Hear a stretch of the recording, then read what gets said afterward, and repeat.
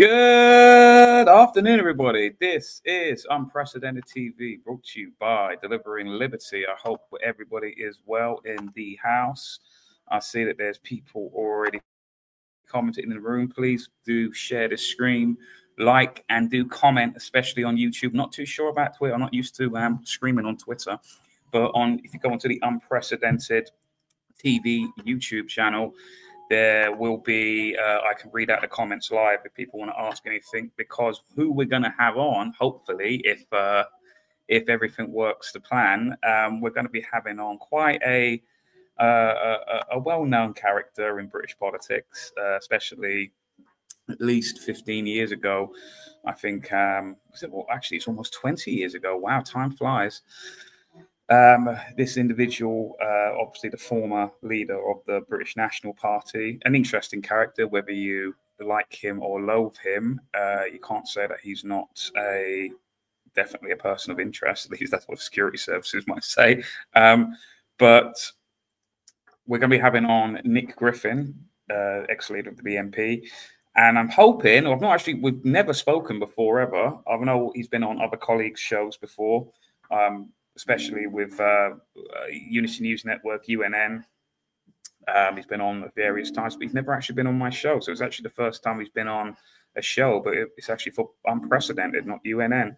So I'm hoping, I don't know how people, obviously I've not gotten used to the Unprecedented TV audience. I don't know exactly where they stand on things and everything. It's not like how I know the UNN almost back to front audience, but with Unprecedented TV, I think that we're going to be talking about perhaps something that many viewers perhaps might not have heard of before, possibly, at least an aspect, a perspective that people have not looked into, perhaps. It's not an obvious kind of thing to notice, because obviously there seems to be a big push to focus purely on Islam and mass migration, but that's usually where it ends. It doesn't usually continue on from there. My question always is you know, it's essentially letting a bull into a china shop. Now, I'm not angry at the bull. I'm angry at the people who let the bull into the china shop and wreck the whole place up. And we've got the Tommy Robinson March coming this Saturday. I'm hoping, again, our guest will get on and we'll be speaking about this, because obviously I've seen comments and videos and I've read recent articles from this individual running up to him coming on the show here. And I think we do share, although we perhaps come from different political backgrounds, I'm more of a libertarian leaning kind of individual. And I think, I don't want to put words into his mouth, but I think Nick Griffin is more of he comes from a bit of a socialistic background, in the sense of a British national perspective, nationalist, socialist, we're going to call it, not meaning that socialist nationalist, maybe I should call it, rather than national socialist, in case I don't want to offend anyone. But we're going to the upcoming Tommy Robinson March. Now, I've been noticing traffic on especially social media that I think a lot of people are perhaps starting to question some of the character name known as Tommy Robinson, stage name, are starting to notice in a few things. And I've put, this is a post I put later on Precedented TV. I'll be having guest Nick Griffin. We will be discussing the actual #1 problem we have in the West. And I think personally that is the massive influence that the Israel lobby has upon the West. I think it is enormous. I think that recently we've had, let me give you an example. So we've had a new Home Secretary who is of an Asian background, let's say. I can't recall if she's Muslim, and I need to actually look at, yes, this. So we have, because this obviously ties into the personal ID cards that Tony Blair has been. It's like Dracula. You think he's dead, and he always comes back into another film, right? He somehow always survives Dracula. And these ID cards have been going around now for decades. They began with Tony Blair, at least to what I can, from my understanding. And I remember being in school when they tried to bring in these personal IDs, and we were meant to write essays on it in, I believe it was, I think I studied politics. I think it was during the politics. It would have been when I was in sixth form college. And I remember we had to write an essay whether we were pro or against the ID card. I think at the time, because I was young and dumb, I think I was actually for them. Obviously, I wouldn't, because, you know, obviously the way that these state schooling institutions now, they don't really teach you to have free minds. They basically just teach you to be very conformist, unfortunately. And a lot of the curriculum was basically mostly on socialistic philosophies. You didn't really get any sort of pro-freedom kind of material to read. I remember libertarianism, for example, was just literally a page, whereas you had pages and pages of what conservatism was, what liberalism was, what socialism was. And poor old libertarianism, which is basically the philosophy of liberty and freedom and less government in your life, or if anything, preferably no government in your life, and no market regulation, so no taxes, and basically letting people be free. That was basically reduced to a page. I don't think it was even a page. I think it was actually just a paragraph, essentially a very crude definition of it. But we got now due to the Angela Rayner scandal, basically, we have a reshuffle. And I've never been fans of, I think really reshuffles of cabinets basically does just highlight how useless ministers are. I mean, if you can literally put people into positions and reshuffle them, say 6 months later, then it really does show that you can literally just get a bloke off the street and go, all right, mate, do you want to be my home secretary? Do you want to be my education secretary? And just plonk them there. They have no real experience with it. It just shows that really the civil service of those departments just run rings around these ministers. They have I mean, if the education minister can be the sports minister the next day and the science minister can be the home secretary, it really does show that really it's a pointless job. It's all just window dressing.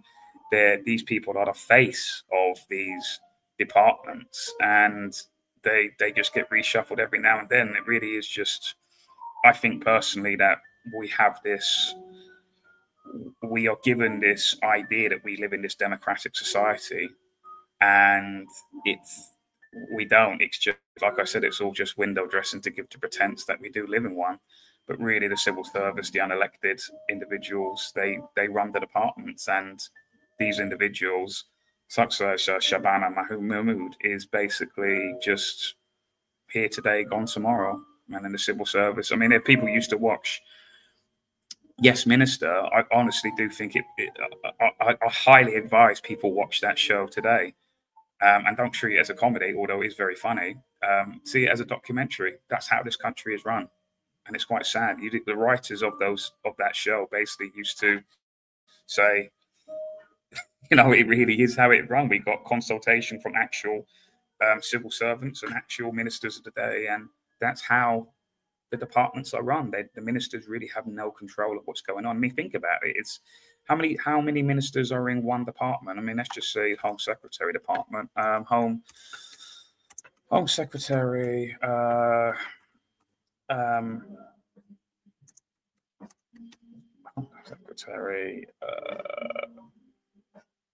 Civil Servant count. Let's see how much the new Home Secretary has to deal with, how much staff that is under her belt. It's usually in the tens of thousands. Let's see.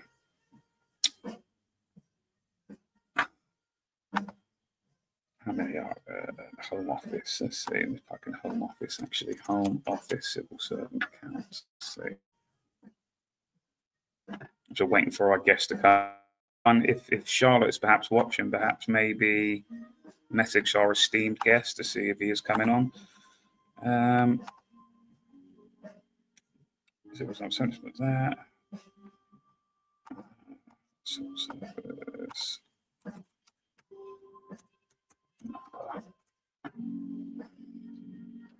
Let's see if we can find a number.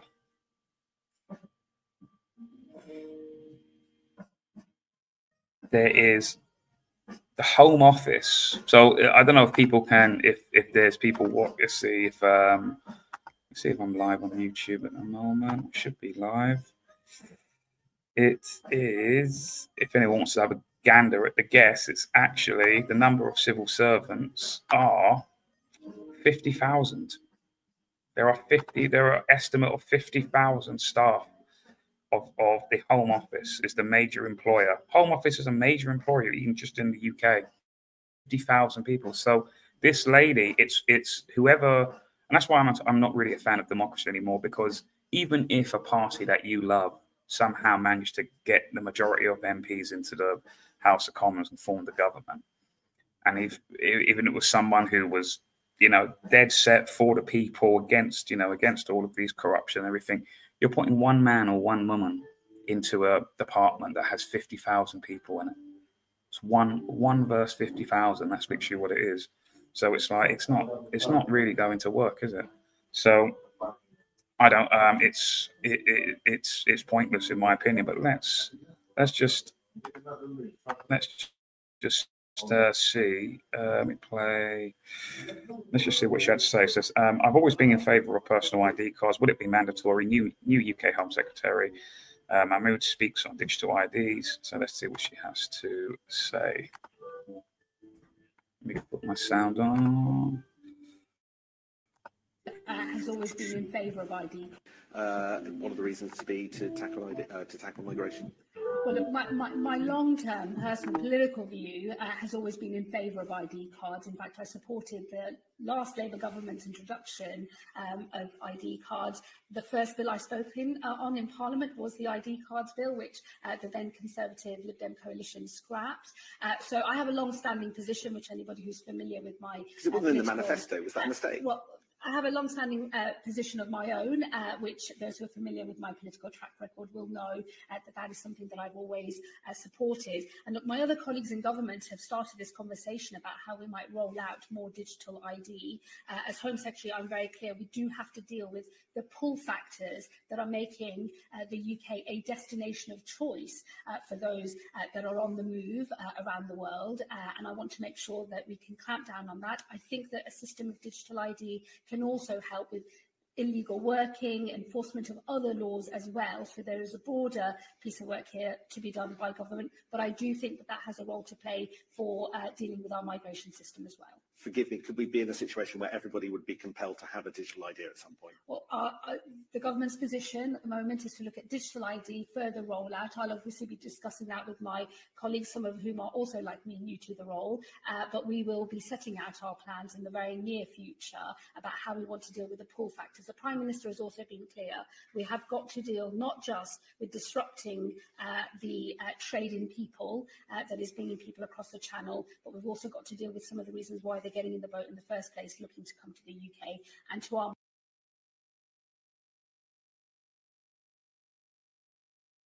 It's the ID cards that never seem to go away. So I am hoping, I mean, it comes back. It came back during the COVID era as well in form of a health passport. But this is something that the UK state, I mean, forget Tony Blair, forget the Labour Party. This is something that the UK state in general wants to pass. The unelected class, the civil servants, various other people, even the royalty, the monarch, all of that, they all want to basically push this in. Now, obviously, the before it was about health, before that it was again about migration, and again it's back again in migration. So this obviously will never ever stop.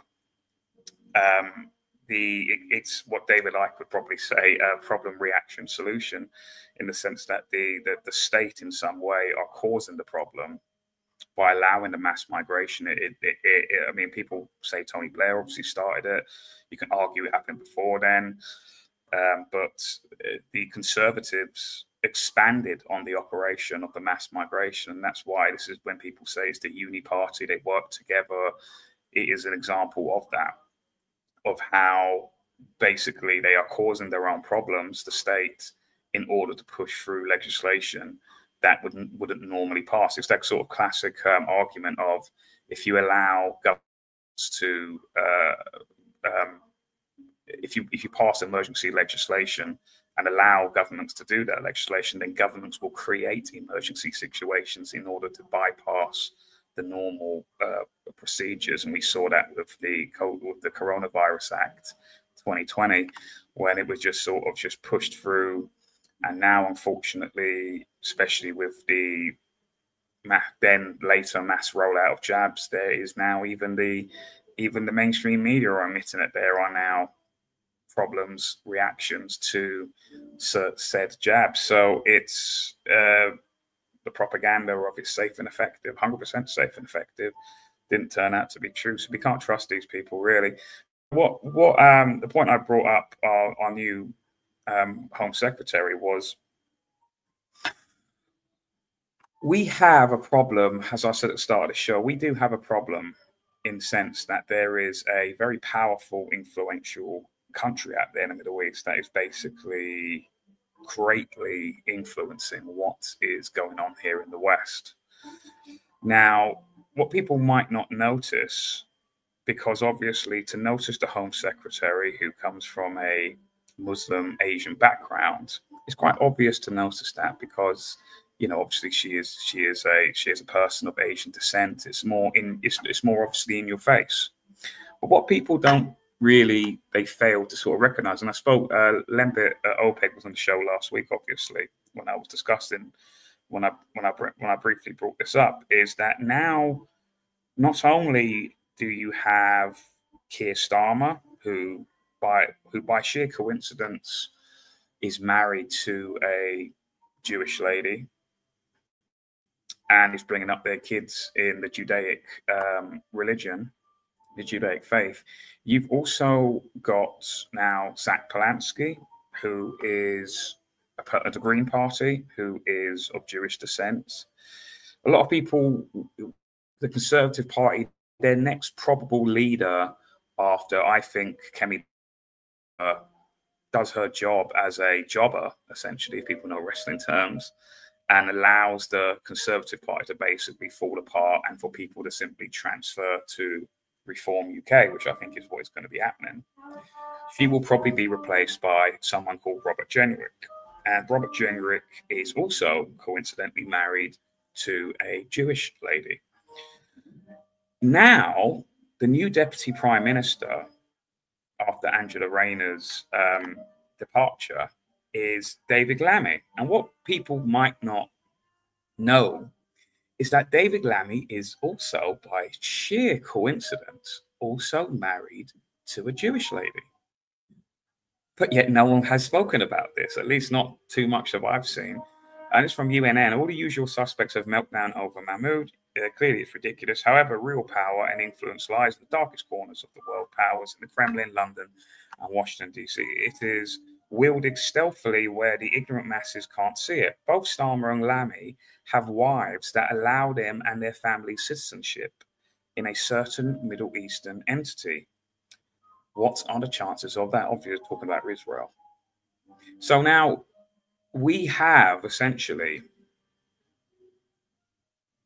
Ed Davey of the Liberal Democrats is so pro-Israel, it's unbelievable. And it won't be shocked if he will be replaced by someone else who is either has Jewish descent or is married to someone who has Jewish descent, in my opinion. Reform, I think, and again, this is not a hot topic, popular opinion, but I think the reason why there are attacks on reform at the moment, in the sense by the alternative media or the kosher-friendly alternative media, because Farage, as much as I distrust Farage, I do think that he has a little bit more loyalty to the country than all of those other people that I have mentioned. Rupert Lowe, I believe, is a Zionist puppet, I think. I think that the reason why that there is an attack on Farage is because he's not Zionistic pro-Israel enough. I think that when Elon Musk visited Farage in the past, or about a year ago, I think that they obviously wanted Tommy Robinson to join Reform UK and all of this. I think that basically Farage basically said no. Again, I am no lover of Nigel Farage. However, I think that he, to the establishment, especially if it looks as though he may be forming the next government at this current time, obviously things can change in between now and then, whenever that general election may be, is that I don't think that the power structure, the Israeli power structure in the West here, are not happy with him. He's not Zionistic enough, basically. He's not pro-Israel enough. We've seen past comments when Farage had an LBC show where he spoke about this Zionist lobby in the past. So it is documented and well known. So it is quite strange how now both the Prime Minister and the Deputy Prime Minister both have Jewish wives. It's almost as if they're handlers. If people have seen the film Ghostwriter, starring Piers Brosnan and what's the Scottish actor called? I can't remember him now. Obi-Wan Kenobi guy. He not Alec Guinness, but the other one. Basically, the twist of the ending was, and I'm going to ruin it for you, spoiler alert, is that actually the culprit of the film was actually Piers Brosnan's, the fictional Prime Minister of the UK. It was actually his wife who was actually his handler the whole time. And I think really, it's funny how art imitates life, or almost as if these films are sort of casually letting you know that actually this is how this country and other countries are practically run. I don't know. I mean, this is just all my opinion. I'm not stating this as fact, but I do find it quite an amazing coincidence that now you have almost every major political party in England here that seems to have this bizarre, strange Zionistic connection. And saying that, I'm glad that our guest has entered the show here. So I want to talk to him obviously about an upcoming event on this Saturday. I'm personally not in favour of it, but that's for reasons that obviously we'll go into. I want to join our guest now. Welcome to the show, Nick Griffin. How are you? I'm fine. Thank you very much. Great to be with you. Thank you, Nick. Obviously I've followed some of your work in the past, and you're quite an interesting character to say the least. I said at the show, whether you love him or loathe him, you can't deny he's a fascinating, interesting character. So I'm glad that you've joined the show. Obviously, if we've never spoken before, this is the first time we've actually communicated ever. Not even through email, because I thank Baroness Charlotte for basically connecting us. But how are you, Nick, anyway? I'm very well, thank you. And loved or hated, let me tell you this. I hitchhiked from the Welsh border to the Suffolk coast the other day with my grandson, and we had 14 lifts. I didn't find anyone who loathed me. Did they know who you were? Were they aware? Several of them did, yes. Several of them did. All bar one were, whether they knew who I was or not, were very much on the right. Even the two ethnic gentlemen who picked us up at different stages, one a Tamworth-born Sikh, the other a London-born West Indian. Both of them were somewhat to the right of Genghis Khan on most things. It may, of course, just be that people on the far right are much friendlier and nicer and more inclined to pick up a granddad and his grandson, or it may just reflect the public as a whole. I think it's the latter. It must be that. It must be that. I recently, and I was trying to find it now, I read you did a Substack, and it's quite funny. I actually only read it yesterday, because obviously in anticipation for this encounter, and I found it quite almost synchronicity in a way that you must have at some point read a post of mine, because literally one of the screenshots used in your Substack article was my screenshot, and I thought, which one was wow. It? Do you remember? Do you remember which it was? I'm trying to find. It was basically talking about the whole. Oh God, where can I find it?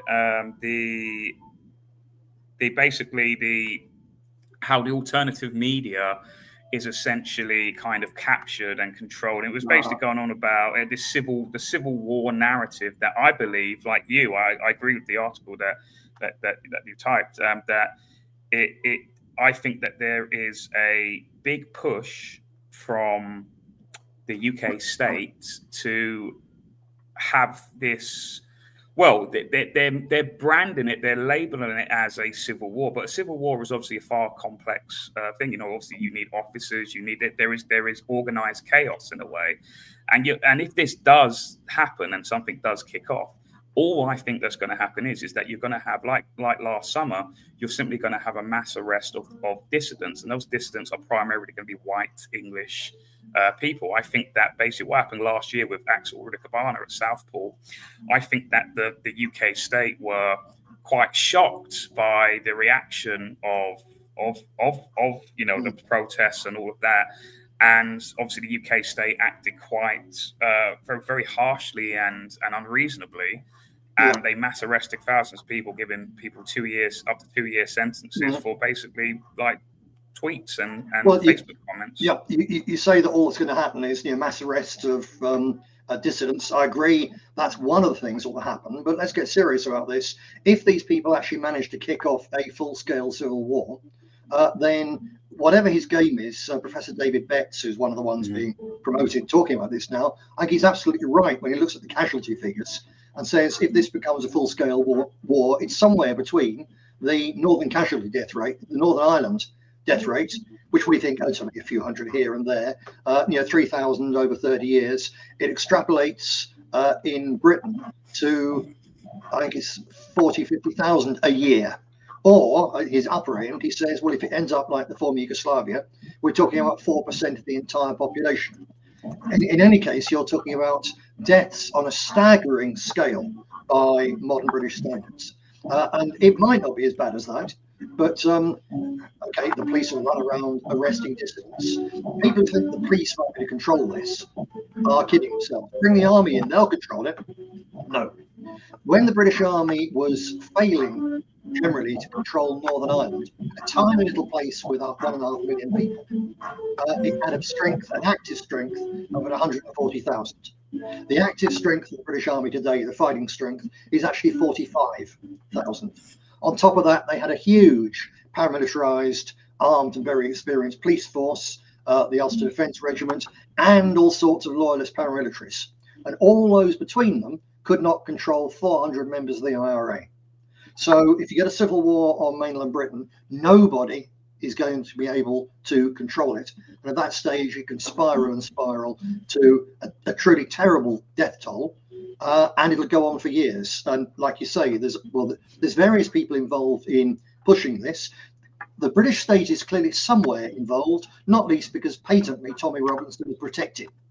You know, if they wanted him off the streets, they could have taken him in, whether it's for the drugs or the tax evasion or the beating the bloke up on the railway station, whatever it is. They could take him in for that. If the CCTV images show that he was innocent of that attack, they'd simply lose the CCTV, like the police always do when it goes against their case.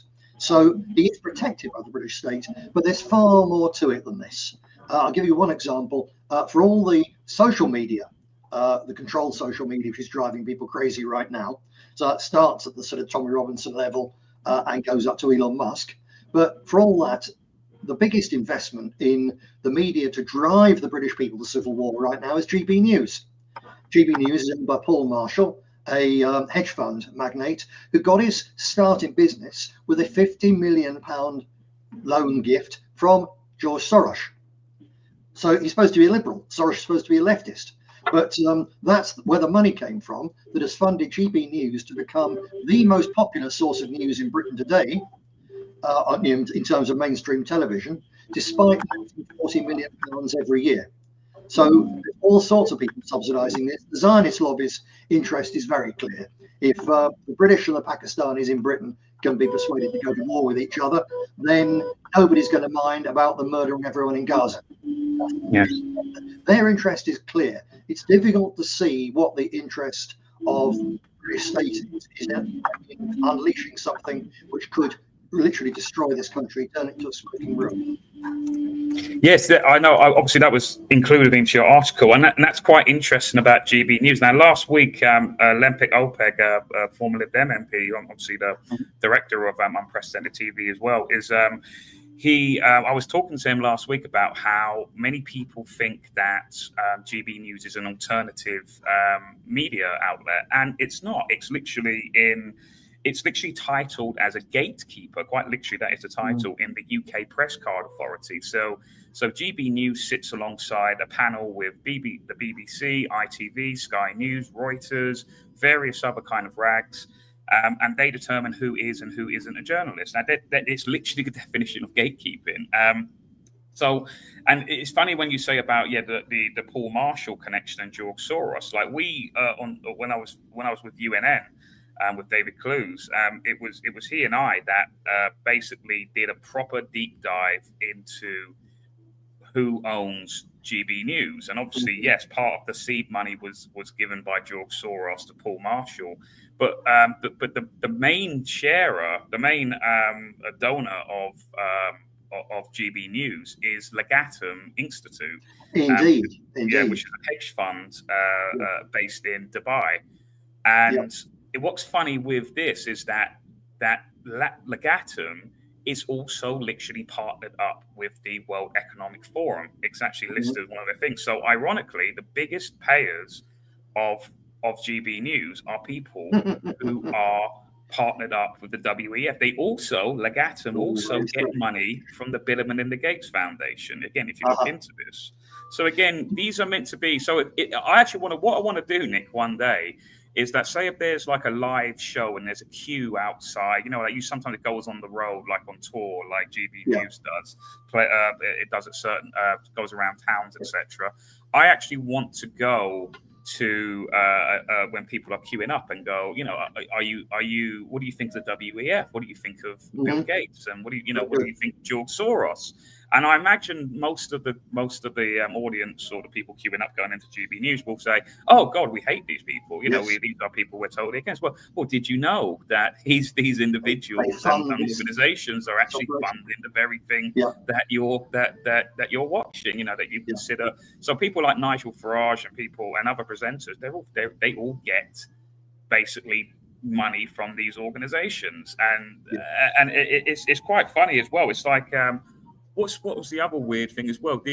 So the chairman, at least last I checked, this might have changed since, the chairman of GB News is a guy called, I think his name is David McCormick, or it's definitely McCormick anyway, his surname, and he is also the main guy of Legatum Institute. So again, it's quite funny that this organisation that's partnered up with WEF is also the chairman, at least was the chairman of GB News. It's actually all quite funny. So, and like you say, they are pushing. I found your article, by the way. I just shared it. So I saw. Thank you. Yeah. Incidentally, people, I'm on Substack as Nick Griffin Beyond the Pale, and do please come and join me there. Just coming back to Legatum, did you also notice when you were looking into it that from the investment side of that huge operation, you say based out in the Middle East, one of their specialities is buying assets from places that are in a distressed state. Now, you can't get anything more. Yes, I did see that. Yes, in a country in civil war, so you can look at it that this is simply big capitalism doing what big capitalism does. So you want to buy up, say, all the property in London. It's very expensive. You have a civil war in London, you could buy the whole lot for peanuts. So that's one way of looking at it. On the other hand, you bring in people like the World Economic Forum, and are we rather close to the position when you've absolutely, definitely, positively got to kill every mother in the room? There's no substitute, not for AK-47s, but for civil wars.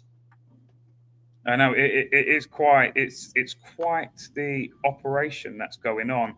Like you said here, adding fuel to the tinderbox are the really big guns. Sir Richard Kemp, that's the former. Isn't that a former British Army officer? Yes, indeed. Yes, he's one of the foremost spokesmen for the British military.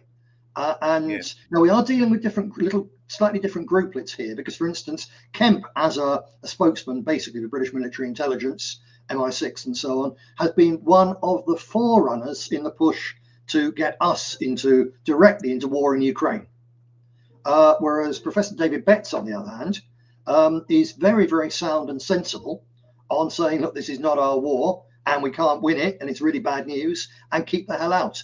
So what's going on here is bringing in people from rather different streams, but nevertheless, they're all agreeing for what reason or another, or because the money's good, on pushing this country towards civil war. It's really exceptionally sinister.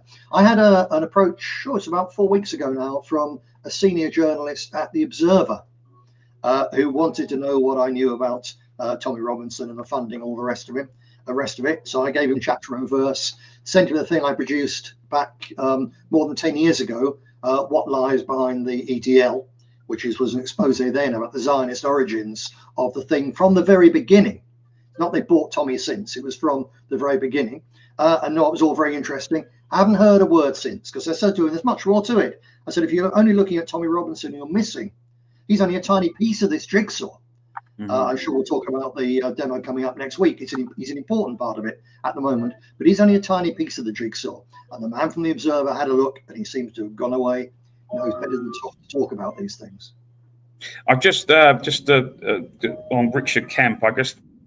He has been, every interview I've recently seen him in, he has been in Israel, I've noticed. And I've just put a little search here. I think former army commander with over decades of experience fighting, including Afghanistan, Northern Ireland, etc., and become prominent advocate for Israel since the Hamas attack on October 7th. Whenever they kill a particularly large number of people, citizens, men, women, and children, then Richard Kemp suddenly wheeled out to say, well, they had no choice. And do remember what Hamas did on October the 7th, when that started the whole conflict? Not.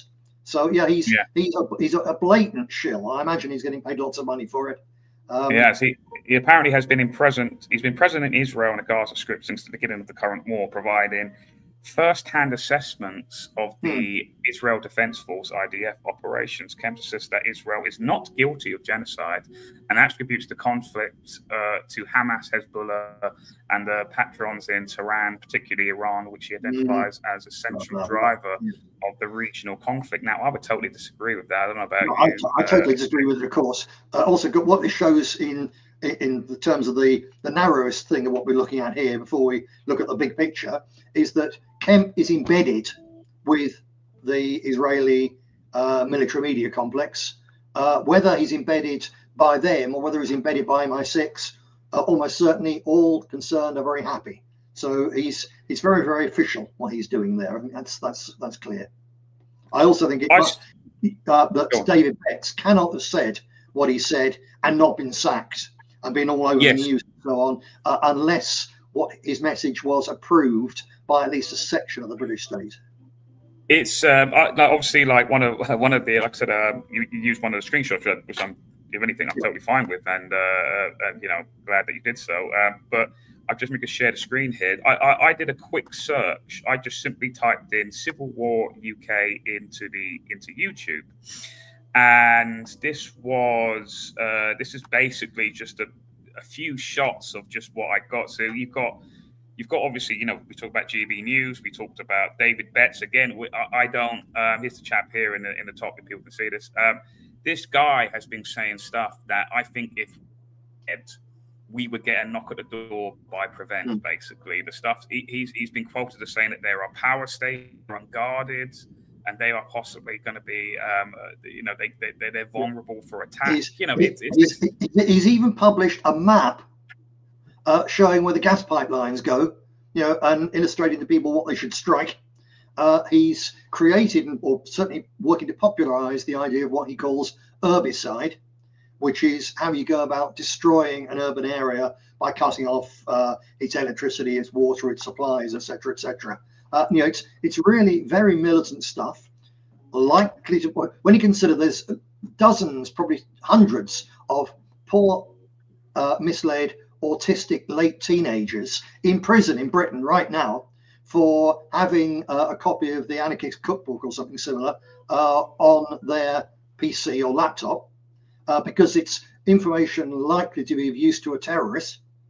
And you've got Betts and Co. putting out this staggering material, which would most definitely be of use to a terrorist.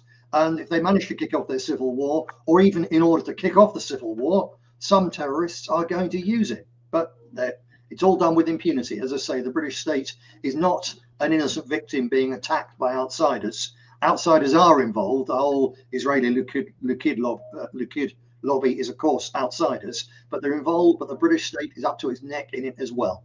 I suspect maybe a little bit of a rerun of the position in the early 1970s, when a big chunk of British military intelligence was determined to bring down the Harold Wilson government with a coup d'etat.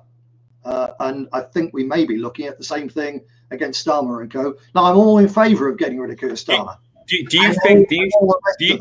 But not by a secret coup, which goes about creating the civil war in order to do it. That's way too high a cost.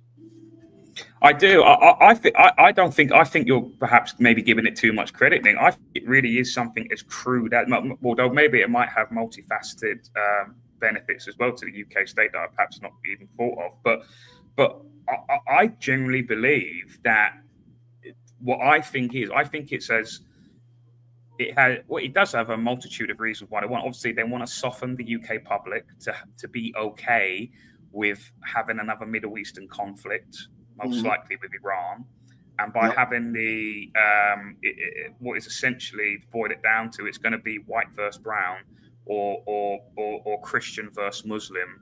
Yeah, and obviously the UK media and whether it be the alternative or the mainstream, they are going to basically shape it around. It's going to be it was Iranians. It was Iranians that that are causing the problem basically, and we need to go into the Middle East and we need to sort these guys out. And it's basically going to be a rerun of the 2001, 2002 kind of playbook of why we got involved in Iraq. But this was my this may also, just one thing here that before you carry on with what's behind it, that it may not be a coincidence that there's a Middle Eastern connection with this funding and so on, and it's not just there, because of course in the Arab Emirates, Qatar, and these places, all of them have an element whereby their establishment has done a deal with their Wahhabi Sunni extremist religious leaders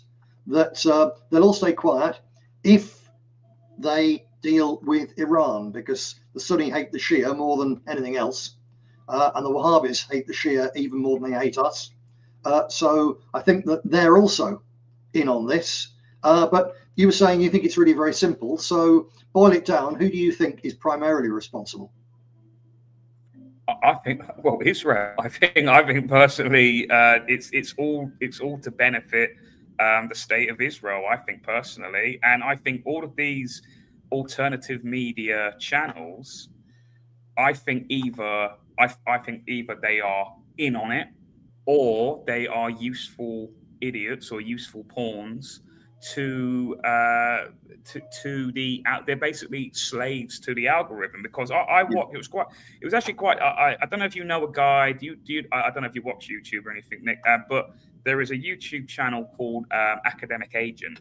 Yes. I don't know if you've heard this guy before, and he basically released a video the other day, and it basically kind of confirmed what I already knew. I mean, I have a YouTube channel. I don't know if you've ever been on YouTube or anything, Nick, but I was banned on YouTube some long time ago. Yeah, I can imagine. He's an Academic Agent. He's an Iranian chap, isn't he? Yes, he is. Yeah. So very interesting material. He does. He's actually one of the better ones, I think, personally. He may not agree with everything, but he's definitely an interesting character. But he released a video the other day about why, and it's been given this civil war narrative and other things like it has actually been given an internet name now. It's basically SLOP, basically. It's called SLOP merchants are these alternative media people. Now, let me give you an example of what I think. Now, you don't have to agree with it. I don't want to be causing war of words on Twitter or anything like that for you, Nick. But I think who is a SLOP merchant is a guy called Carl Benjamin, aka Sargon of Akkad. He recently, a couple of days ago, he put out this video. We're winning, lads. The age of deportation. And basically, I watched the entire video, and basically, it's this copium peddling of we're winning, and we're winning. We're just going to send them all home. Now, we're going to send them all home. What's your opinion on that, Nick? Well, my opinion on that is I spent my youth and most of my political life really working with one slogan at the centre of it, stop immigration, start repatriation. And people, there were enormous marches in the late 60s and 70s and so on, millions of leaflets distributed, people arguing for repatriation, when the immigrants in Britain hadn't really been here very long. Would have been quite easy then. You've now got vast numbers of them born here, far larger numbers of them, with an enormous element of investment in our economy, our property, etc. For good or for ill, it's just a fact. And when these people say, "Oh, I saw one pretty girl the other day with turned into a poster, we're generation remigration." Well, no, you're not. You're generation which is going to blunder into a civil war, which for the first half of the war it's going to lose very badly, because you're not organised, you're not cohesive, you haven't got any faith, you haven't got any weapons, you're not prepared at all. So you're going to blunder into this thing. It's going to be truly horrible. And you're going to be generation which, just because they've rebranded something, so they've changed the old demand for repatriation to remigration, is as if it's going to happen. This is the politics of the tooth fairy. This is because I want it, because I believe in it, it's going to come true. It's Father Bloody Christmas. It's an utter nonsense. It is not going to happen. There's only one. If we get a civil war, at the end of decades of bloodshed and horror, with them in their ghettos and us in ours, then the leaders will finally get tired of it. They'll settle down and they'll carve things up. They'll have signed some kind of grotty, sordid peace deal like they had in Northern Ireland. And I think that's not the right way to go. I think, the only way, going to say the only way that this could happen is through negotiation and consent. And most of all, if you look at most of these people, they came to our country because Western imperialism and Western banks and the military-industrial complex, particularly the United States, had smashed up and ruined their countries. Yes. And so they came here partly because they didn't have much choice. They came here because they were coming for a better standard of living for their kids, etc., etc. Now that the era of Western dominance is basically over, as the world becomes a multipolar place, then our privileged position at the top of the world economic ladder is coming to an end. There's going to be not much reason for these people to stay here. And if we can work with them to deal with the international banking swindle, with Zionism, etc., then sooner, in the end, their people can steadily go back to their countries. In the meantime, one other thing that none of these criminals, and they are criminals, talk about when they frighten the British people, say, unless you fight now, you're going to be a minority, blah, blah, blah. The birth rate of the Bangladeshis in Britain and the Pakistanis in Britain has fallen off a cliff. Their communities are in the same, they're going into the same state of community decay that our working class communities did at the end of the Maggie Thatcher destruction of our industry and so on. So this isn't the people who are going to take over Britain. If we're going to be taken over by anyone, it's the Africans and the Hindus that our elite are trying to bring in now. I think what they decided is they still want multiculturalism because it's profitable, because it destroys the capability of the natives to resist being exploited and so on. They decided. I think what is going on, Nick, is that we basically have in this country now, via mass migration, we essentially have a new modern slavery class. Yes. In the sense that, we pay them. Well, the employers pay them and the state pays them, but it's the bare minimum threshold. I remember going to a rock gig fairly recently, and all of the security staff were African descended individuals. They all had the accents, right? And I said to my mate, it's weird because you see it all the time, but until you actually really focus on it and notice it, it's really quite disgusting, the society that we live in right now. Like we have all of the jobs that, because these new jobs, they're paying minimum wage. There's really no workers' rights for these people when they're signing those contracts. They get probably no annual leave. They're not, they don't, and I'm not trying to be a bleeding heart liberal here. I'm far from that. But you watch this and you see these people, they are probably going to be the future police force, the future army, and they're going to be basically policing us, and they're going to be getting crap pay. They're going to be getting no real benefits in terms of work, like no sick pay or anything like that. And it's just really, you see them now, Uber drivers, these Just Eats drivers, bicycle delivery people. You see it all, security staff. It's the worst jobs. And they're coming in, and it's like we're. I mean, Boris Johnson. I think, you know, during the Boris wave, his whole reasoning apparently was that the reason why he brought these the Boris wave occurred. The million people, at least a conservative guess, a million people came into the country that year, is because he thought that it would prop up the economy with all of the individuals who would do basically the jobs that basically. There's a big element of truth in that. And it's not because the English people are lazy or anything like that. It's because why would you do a job that has minimum wage, has no workers' rights? I know people that I used to be a postman, for example, and I know other people who say these new contracts now compared to the old contracts, they're shocking. Like, you know, they're really terrible contracts, and you've got all these other people as well, that all these other jobs that are having it. And we really do live in a society when you see this stuff going on. It's also particularly wicked in that these people, the people who are here, the Africans delivering Uber Eats and so on, an awful lot of them, they're actually some of the most educated people from their countries. Their countries have invested in their education for all their lives, and then we just say, come over here, and we just steal them.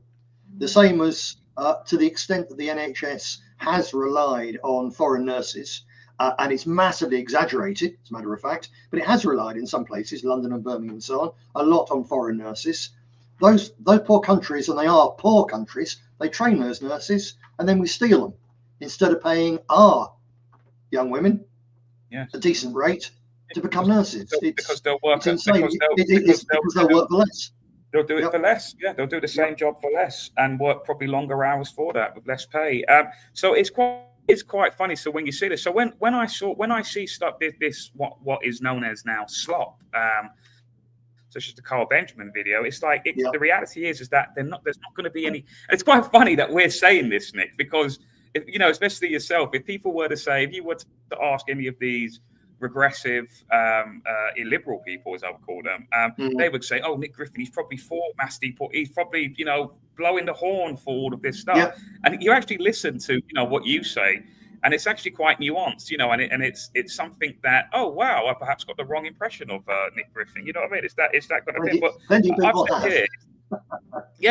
But But it's funny, like these slot merchants, called the alternative media opinion. I don't think personally that Carl Benjamin and others like him are being paid as controlled up people. But I think, I'll tell you in a second what I think it is. I said it, the reality is it's not going to be any mass deportation for a multitude of reasons. The reason one being the powerful Zionist lobby do not want any European nation having any pro-indigenous people nation states due to the hangover of World War II. So we'll flood the West with multicultural diversity propaganda until people first identify the controlling force and correctly identify the dissident energy, the dissident energy appropriately. Things only get worse and nothing worthwhile ever occur. Can I tell you exactly how they direct the little people in this huge alt media wave? The ones at the bottom. A chap I know about 18 months ago produced a short little series of videos, mainly about the countryside in his area. But then he did one, just almost as a sort of, I'll do this for a change. He'd heard about, I think it was in Holland, there was some bit of an upsurge in a far-right party. So he did a little thing about, I just want to talk, I saw this piece in the news about the rise of a far-right anti-immigration party in Holland. And he was staggered to get about $6,000 worth of donations from a couple of people in the United States who just said, really love your work, fantastic to see it. Especially when you talk about the dangers of Islam to the West, keep it up.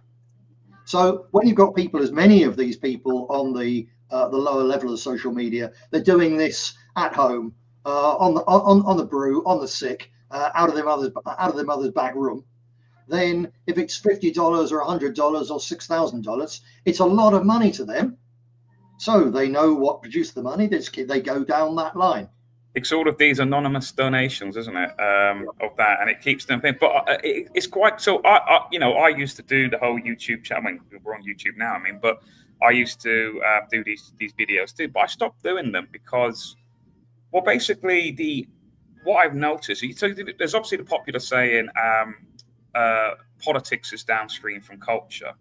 And I used to believe that. However, I think it's actually the other way around now. I think really that the politics is actually, culture is downstream from politics now, because you have these, like you see with online petitions, is that I believe that the state essentially originally create these petitions, mostly green agenda driven petitions. They put them out to the public, and then however they do it, they get these things, and then they can go, because obviously governments are one of the things that makes them govern is public opinion, isn't it?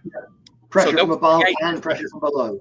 Yeah, so they'll create these petitions, and they'll get, whether it's rigged, I don't know the numbers, or whether it's all civil servants signing it, I don't know, whatever it is they will then, the government of the day will then pick up a petition that they perhaps have secretly created themselves and go, oh, well, there's this petition with 100,000 subs, with 100,000, signatures on it.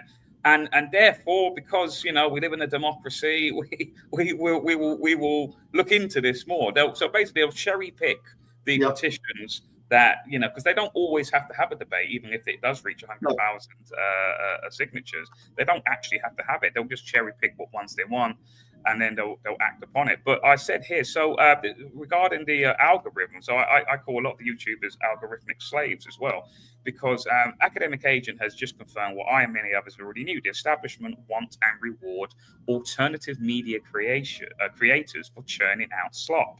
It's not the people, because this is where I would disagree with Academic Agent. He believes that it's the people driving the algorithms. I disagree. I think it's not the people driving the title and content recommendations, but the program algorithm want you to produce the slop, similar to how the nudge unit or behavioral insights team psychologically into a certain direction. This means that all people and content considered slop are what the establishment / powers that be want you to talk about. So content with example title, the UK is on the brink of civil war, is being done to assist in people having this mindset. The content creators are essentially useful idiots by the produce of slop, because as the video as Academic Agent made, is that basically if the YouTube will recommend a title for your video, and if you don't put in the recommended title through what he calls the Slopinator recommendation, your basically video will not get a lot of views, because it won't be promoted, because it doesn't have the recommended algorithm recommended title. So I have noticed that anything with the supposed censored and enemy of the state, because hilariously, Tommy Robinson has a book called Enemy of the State, but he works very much closely with the state. We're seeing coming this Saturday. I want to talk about that as well, because he'll obviously be organising with the Met Police, i.e. the UK state, to have this state-approved, sanctioned jolly day out. I don't know what we want to call it. He calls it a festival. So I've noticed that anything with supposed censored and enemy of the state, Tommy Robinson and others like him, are greatly promoted by the slop algorithm. This, of course, means he is an establishment stooge. If he's being promoted in the algorithm, then obviously YouTube is owned by Google. Google is owned by Alphabet. Alphabet famously donated money to the Hillary Clinton presidential campaign, and probably a lot more others that I'm not even aware of, no doubt. So people go, oh, YouTube is alternative. It's not alternative. It's owned by Google. It's anything but. It's very much the establishment. Most alternative media channels, especially if following Tommy around, are basically bottom feeding establishment helpers, aiding in the tyranny which they are also too affected by. So speaking of, what's your advice on two questions? What's your advice on Tommy Robinson? We've had Tommy Robinson was on Unprecedented, I think a week ago or 2 weeks ago, but on another show, not mine. What's your opinion on him, and what's your opinion on the upcoming rally, or whatever we call it, his event this Saturday, and the advice for people?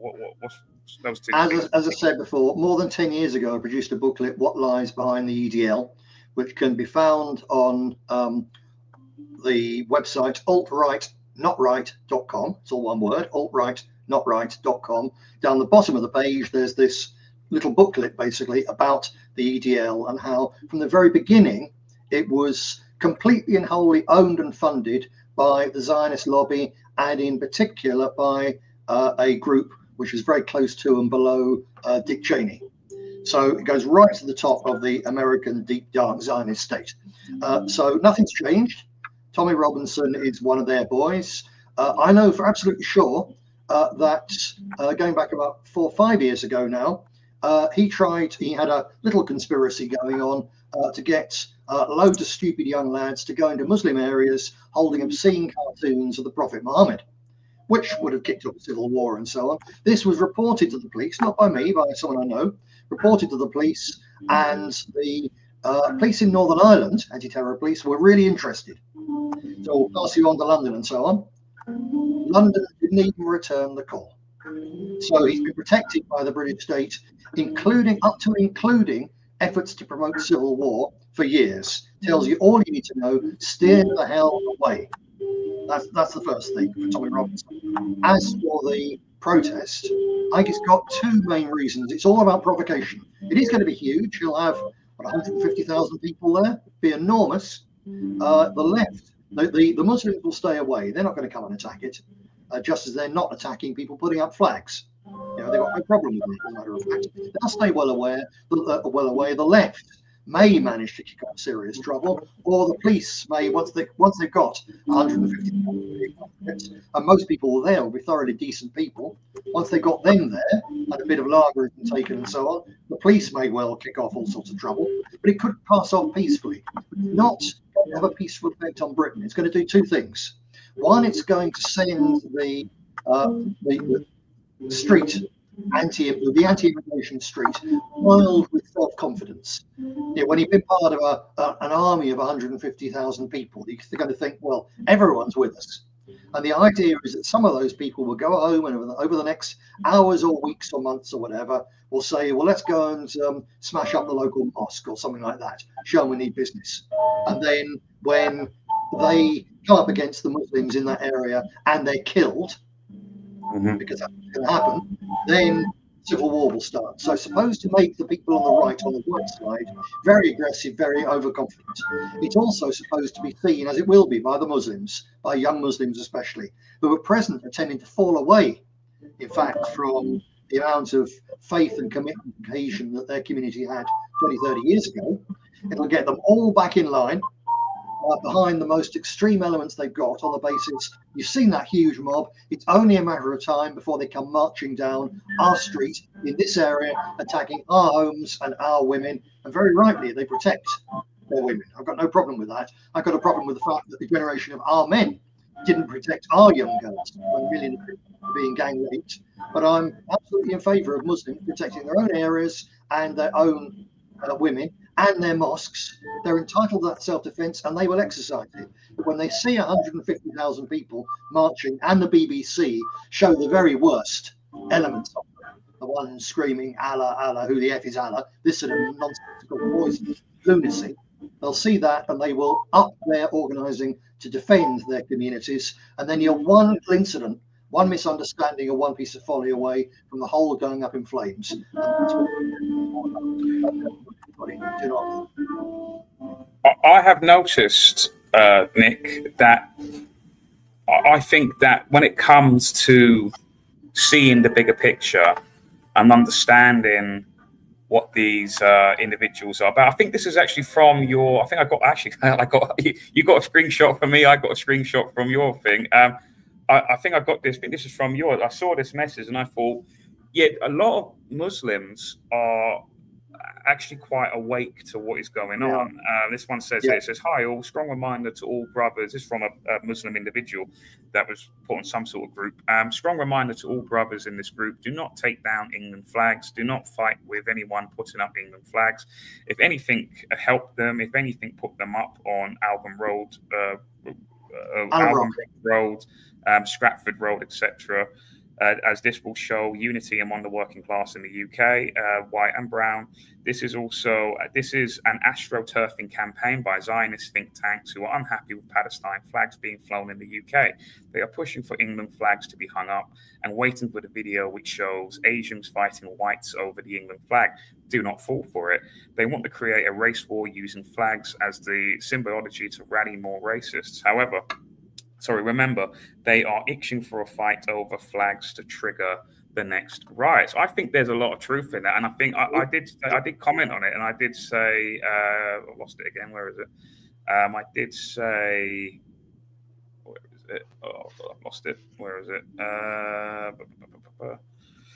I've said an actual based Muslim. Many Muslims are awake to the Zionist agenda. Unfortunately, the same cannot be said to our own people.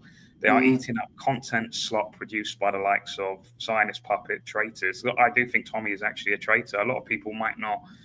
Will probably, I can imagine them triggering right now, people watching. To be fair, he's not a traitor to Britain because he's not a British citizen. He's got an Irish passport.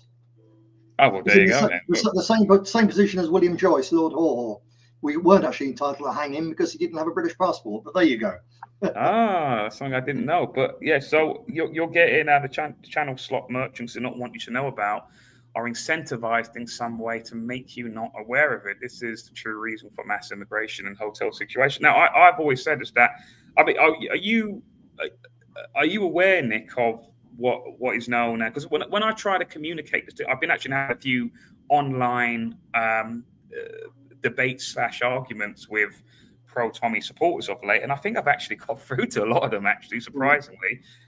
And I've said, look, there's only two things. I'll try and boil it down to being to a simplistic kind of argument. I don't want to get too complex into it because obviously this is new information for a lot of people, and it's like information overload. If you bestow them with too much info, they just will automatically reject it. And I've said there's only two things you need to know. It's like, one, you need to understand what the Greater Israel Project is. Yeah. And two, you need to know the quote that is often cited by a lot of rabbis, that is no, and not just rabbis, but basically Israeli officials, is that the quote, Islam is the broom of Israel. Yes. And basically, so if you understand what the Greater Israel Project is, I mean, do you know what it is, Nick? Would you like to explain? Absolutely. I've been speaking about the Greater Israel Project for a very long time. It obviously predates the Yinon Plan. It goes right back to the early days of revisionist Zionism. More about that on my Substack, as a matter of fact. But yes, I know what it is. There is another element to it as well, absolutely, from those people, that at the moment, and especially post October the 7th, they've got a very serious problem with Jewish emigration, Jews leaving Israel and going elsewhere. And they're now very close to getting to the next stage of the expansion of Greater Israel, taking in Gaza when they've emptied it, and then the West Bank. They need more Jews in Israel. As a matter of fact, Zionists have enormous contempt, verging on hatred. They have lots of hatred for us, for Christ, and so on. They also have hatred for Jews who are content to settle and be part of other people's societies. And what's the best possible way to reverse the flow of Jews out of Israel and to get every Jew living in Britain and Europe to go to Israel, other than to tear Britain and Western Europe and even the United States apart with a civil war when Jews and the behavior of Israel is a part of it? So they have no choice. They can't stay in Britain. They can't stay in France. They can't move back to Germany. The only safe place for them is Israel. For that to happen, they've got to make our countries even more dangerous than occupied Palestine is right now. And that's why they want a civil war. Wow, that's even more sinister. They'll even do it on their own people, possibly. But just to give a quick, in case people aren't aware of this, the Greater Israel Project is basically they want to essentially empire build. I think I would basically call it is Israel empire building, in the sense that they want to take over lands, and not only just Gaza and the West Bank, but also parts of Syria, Iraq, Jordan, Egypt, Lebanon. They want to take over all these countries, even a bit of Turkey. Yeah, and even so by doing this, they will cause, using the assistance of the UK and USA militaries, they will essentially cause mass displacement, which will cause a ripple effect throughout basically the entire continent. Lots more refugees for us. and we're going to be getting the refugees. Now, what the problem is that a lot of people, especially Tommy supporters, they do not know what the Greater Israel Project is. And because they do not know that, they then do not understand why all of these people are then coming over to the UK and other European countries. So Tommy and people like Katie Hopkins and people like Maya Tusi and the Lotus Eaters and all of these other people, whether they are, well, I definitely know Tommy and Katie Hopkins are definitely paid by Israeli proxies or think tanks or NGOs, as they're called, such as the Middle Eastern Forum, the Robert Schulman Foundation, the Robert Horowitz Freedom Foundation, whatever it's called. They're all paid by these organizations to make sure that you never connect that final dot and understand why these people are coming over. Tommy and other people, one of his bottom feeder people, will say that, oh, it's because Islam is an invading religion. It's here to conquer us. It's here. They're coming here on purpose because they want to convert us all. And it's this childlike understanding of the actual problem that is going on. And it's all to do with this, the Greater Israel Project. They're expanding those lands. It's causing mass displacement. And then they're coming over to Dover and various other places around Europe, right? And then you've got obviously what I said, the other quote about how Islam is the broom of Israel. What they're saying is that they have weaponized Islam in a way, and they are sending what could be crudely described as human bioweapons who then come to these lands. And it's not just because they're Islam and they want to convert, but they're pissed off. They're angry, understandably. I would be angry to be in a country that is assisting in the destruction of my homeland. I would be peed off, as we saw in the Troubles in Ireland, when you had a lot of Irish Catholics over in England, and they were obviously pissed off with a lot of the English because of what's going on in their homeland, what they consider their homeland. You've got many people pushing this, and they don't understand this. And then, they haven't got a clue. They haven't got a clue, but they are paid. I was like, I bought a young Tommy years ago prostituting himself out to the Zionist lobby. It's that famous video when he was young and he's asked, he said he's a Zionist, and then the interviewer, whoever that interviewer was brilliant. The interviewer was a good friend of mine. He was with the BNP at the time, an American. Yes, I know him very well indeed. That was part of our early effort to expose what was going on. He knew the sort of answer he was going to get, and he did a good job. It's quite funny. Let me as I've loaded it up. Let's in the dictionary is Israel first. Let's just slap this on. Or a button that says I'm a Zionist. What does a Zionist mean to you? What is a Zionist? Well, a Zionist is someone who believes in a homeland for Jewish people. I believe my definition when I've looked at that in the dictionary is Israel first. It means Israel first. Yes. Okay. Well, there is a negative connotation in a lot of realms about Zionism, and since it does denote that it is Israel first, can you possibly serve two masters? Meaning, can you serve England and Israel at the same time? Shalom. Listen, let me tell you something. Yeah. If there was a war tomorrow, which there will be, because I'll probably start at the end of the session.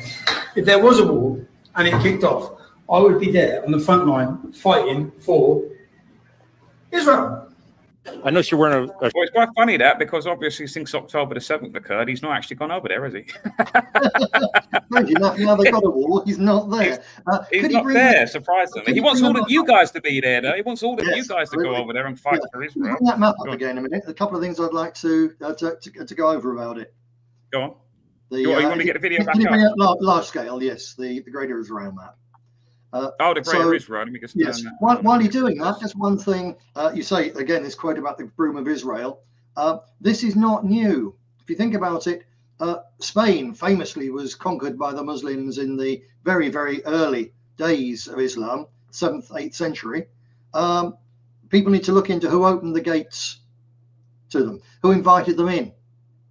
And it wasn't the Visigoths, it wasn't the Christians, it's the Jewish community. So I've studied this to a great extent. The only one, Lepanto, was incited, that was the greatest battle in naval history where Christendom was just saved.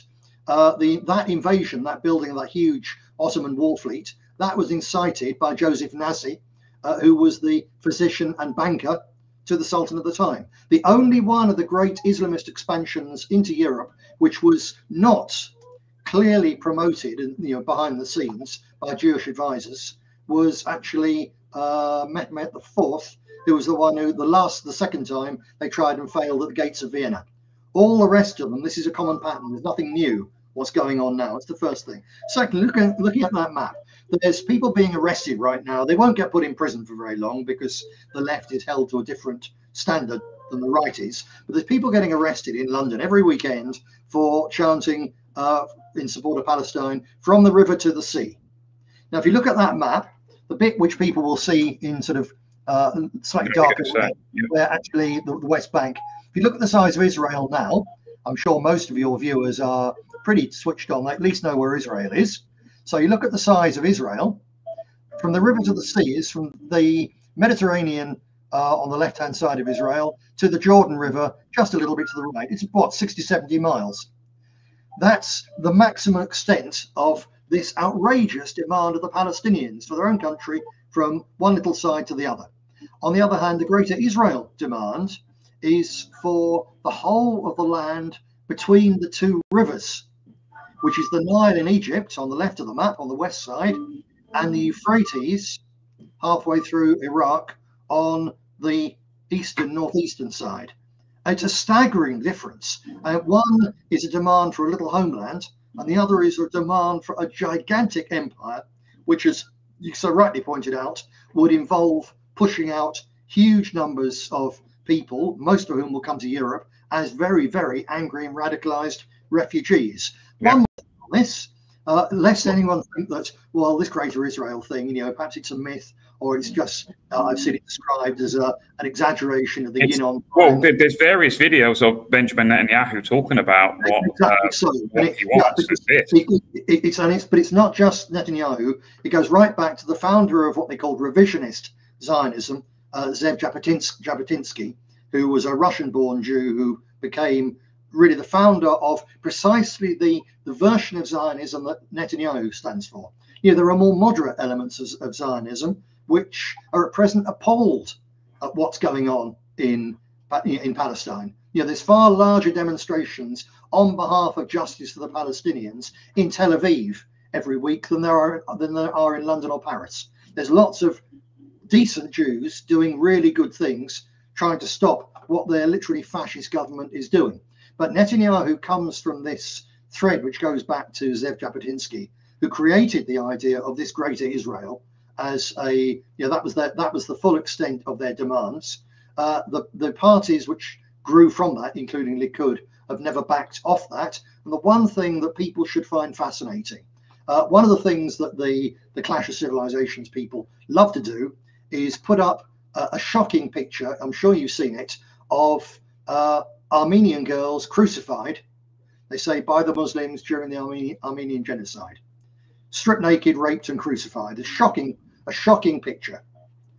Only that picture is a still from a post First World War movie produced in the United States by the Armenians. Now, the Armenians did suffer terribly during the Armenian genocide. It was an Armenian genocide, but it wasn't as a result of Islam. It wasn't carried out by the Ottomans. It was carried out by the Young Turks, who were not Turkish at all. They were a sect of heretical Satanist Jews, followers of a 17th century failed Messiah.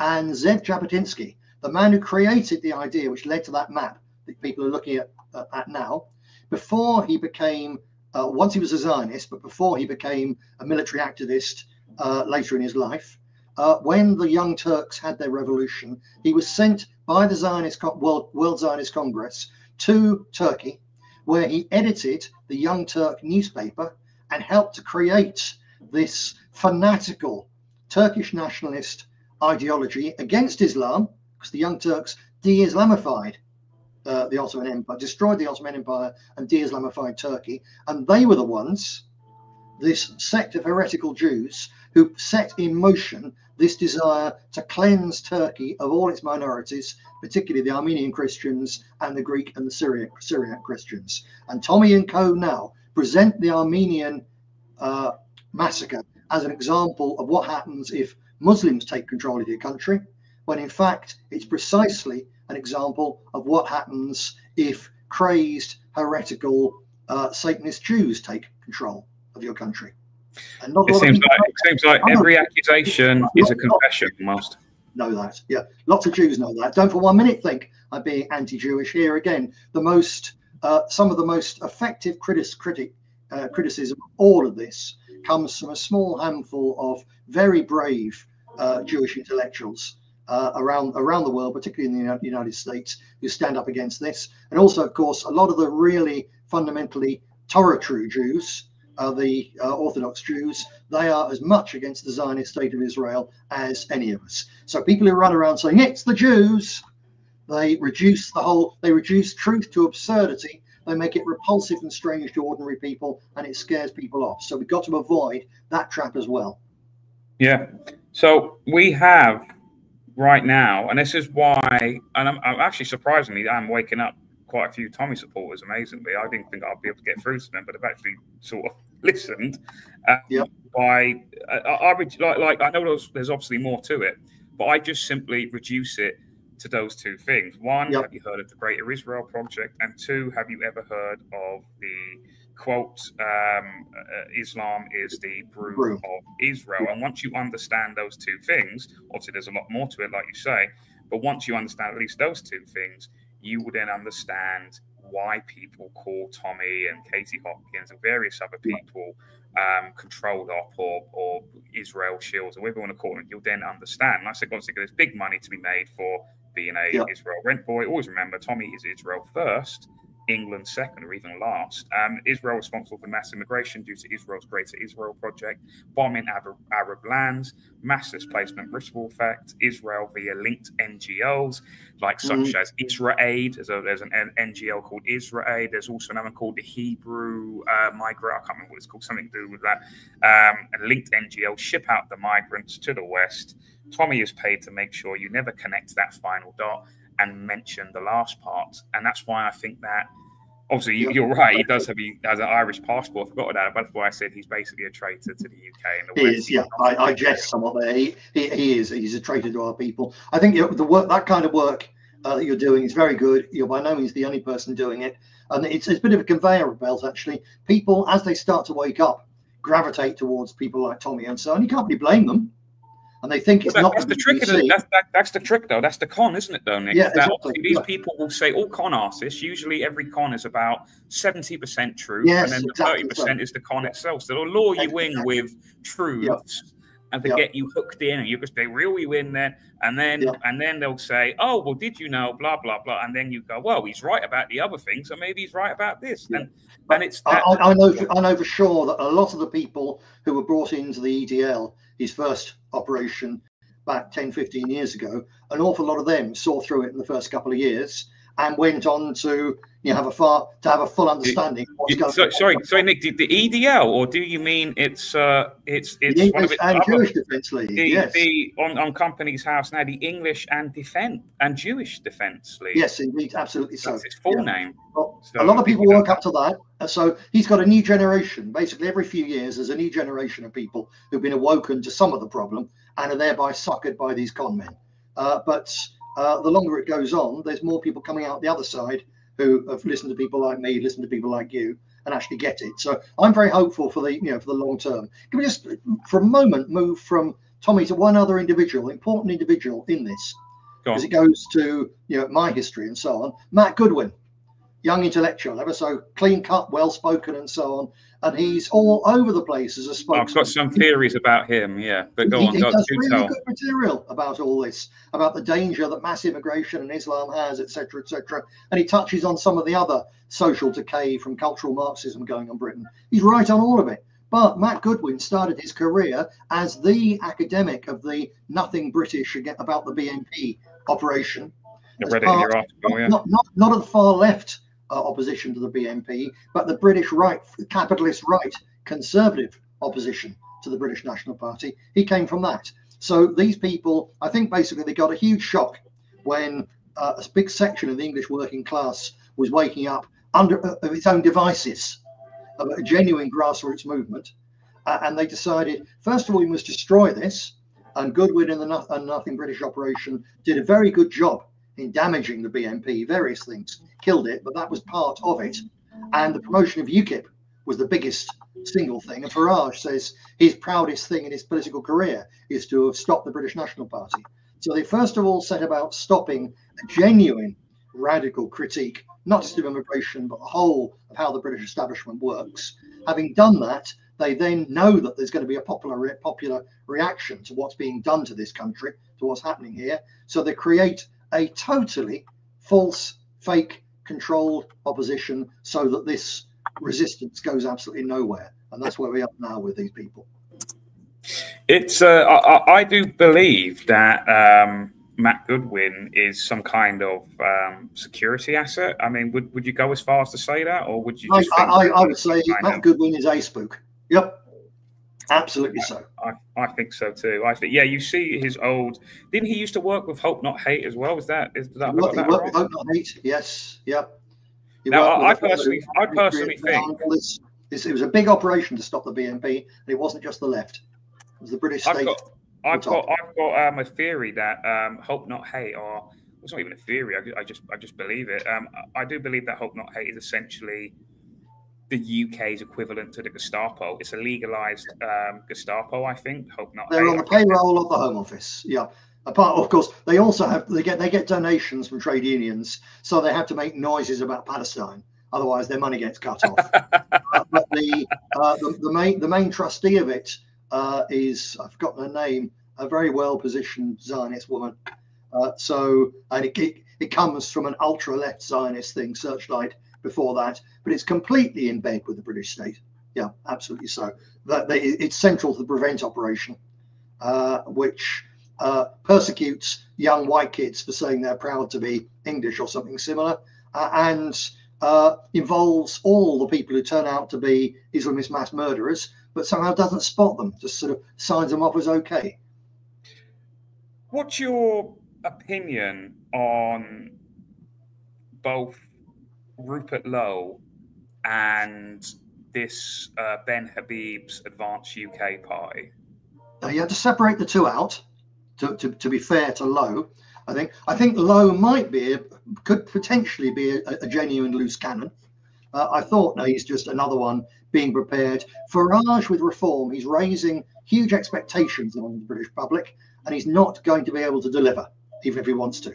So they're already looking ahead to keep control of this boiling pot yet further down the line. And I'm not sure about Lowe because he appeared to be from that ilk. But then recently he was questioned, well, you're saying you're against halal slaughter. What about kosher? He did say kosher. But I watched that live. I did watch that. But I was thinking, was he only saying that because he had to say it? You know, he didn't voluntarily say it. It was only because it was a question. It was rather pushed on him, yeah. And he has said all sorts of stuff about, Zionism's our great, Israel's the great champion of the West, blah blah blah.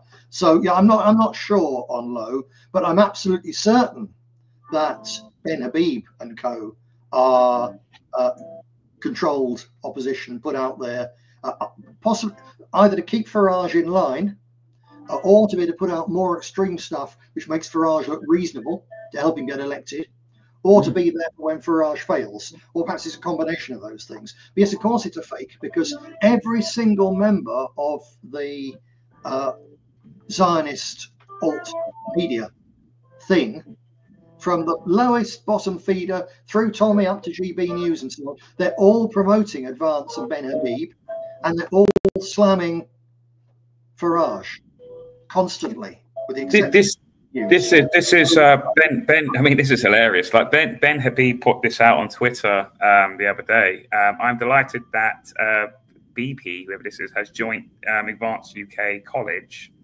I first met this chap when he had just joined Reform, and I was its deputy leader.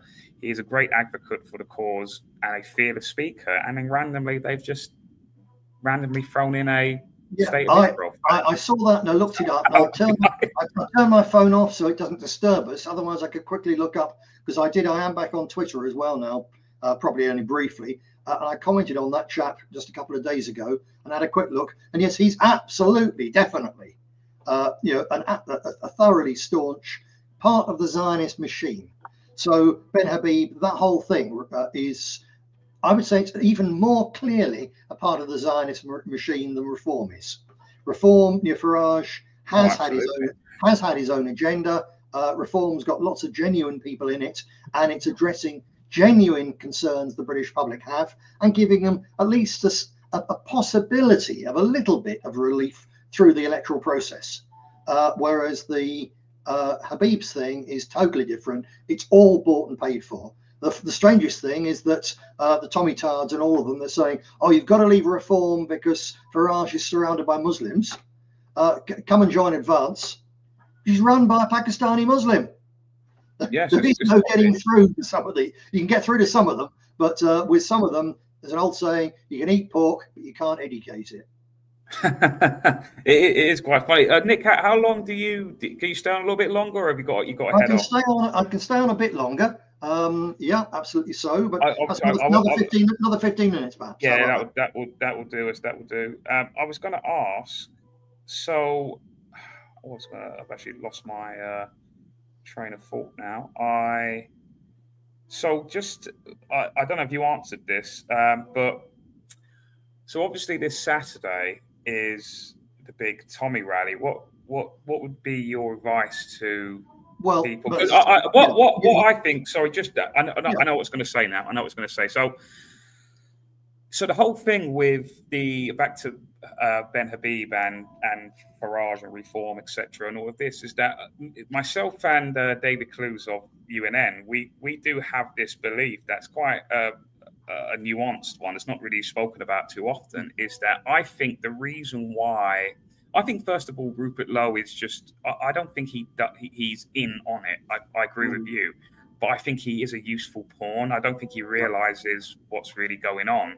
And he's being used because of that. But I do remember when Elon Musk came over to visit Farage, and one of Elon Musk's demands apparently was that Tommy Robinson must be allowed into Reform.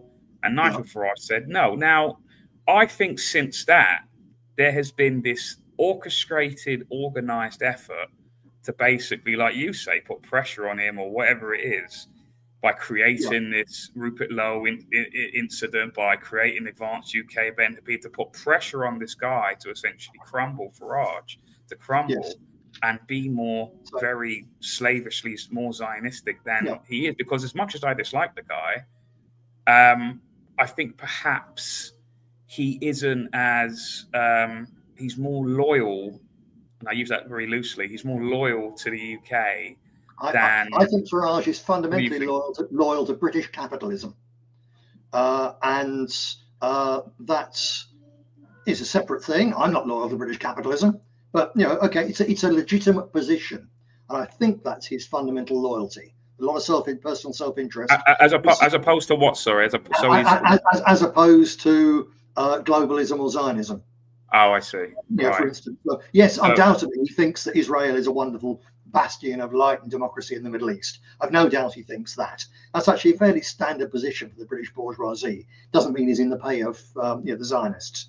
But I'll come on to that with a little bit more detail of stuff which, again, going back into my history, perhaps sheds light on it. Just before I do one quick thing on the actual protest next Saturday. The other people, of course, this coming Saturday, this coming Saturday, absolutely gagging for it, is the intelligence department of the British police forces.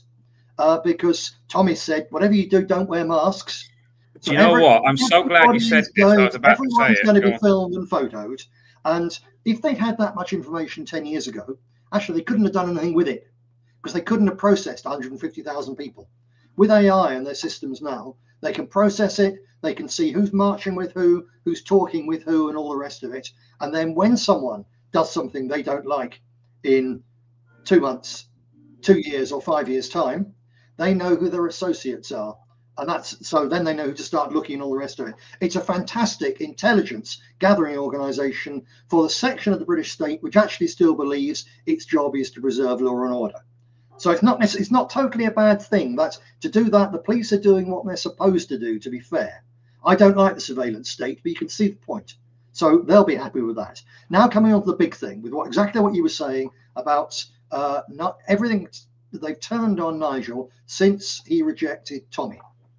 Now, looking at it logically, you and I and people like us would think that's because Elon Musk and whoever's behind this thing really wanted Tommy Robinson in there, and Farage has gone against them, so they're very angry. Yeah, that's the logical thing.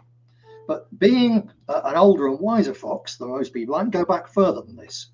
And when in the National Front, a sort of radical wing of the National Front in the early 80s, we were approached by an American rabbi, came over to see us and so on, and he loved what we were doing with, for any Catholic viewers, distributism and so on, G.K. Chesterton ideas. He thought we were, he had all sorts of praise for the intellectual way that we were taking the National Front. And he basically said, look, actually, there's lots of my people will support you because we know we've got a problem with mass immigration, blah, blah, blah. But all you need to, what you must do, we won't get you lots of support, but we need you to do one thing, and that's drop your criticism of the fiat banking system. Banking and focus on Muslims. Is that what it is? No, that wasn't even around at that stage, not that time. That was in the early 1980s. Okay. So we thought, well, okay, this is the Jews, in inverted commas, defending their banking system, the Rothschild system, blah, blah, blah. We want to carry on talking about it. In any case, we're not giving way to that. So we said no. But then a few years later, Italian colleagues of mine had precisely the same approach from a different, young, but very well-connected Jew. And again, you're doing all sorts of stuff, fighting the communists back in those days and blah, blah, blah. We'll support you. There's only one thing you've got to do, just one thing. You've got to stop talking about the pre-war Romanian nationalist Corneliu Codreanu, about whom they had a thing. He was a very inspirational, romantic figure. So they thought they're terrified of Codreanu, so we'll carry on talking about Codreanu and say no. When the British National Party, and I've spoken to several other people, had a similar thing, when the British National Party was approached later, when I was approached, I was told we can give you as much support as you need. And to illustrate it, they've given us some fantastic TV coverage, fantastic newspaper coverage. And the man I was dealing with said you can have all of that and money as well. But only one thing, really, you've got to talk about Islam all the time, not other immigration. And what was the other thing? Good Lord. Banking. And the banking, no, sorry, because the bank, not the banking system. No, it was, I said, we can do some sort of deal, but we're not going to stop talking about your, we're not going to come into support of Israel and the Middle East. We'll simply say neutral. No, you're right, and the banking thing. So they said, that's the red line you mustn't cross. So you mustn't talk about banking, and we want you to talk about Islam. That's it. No.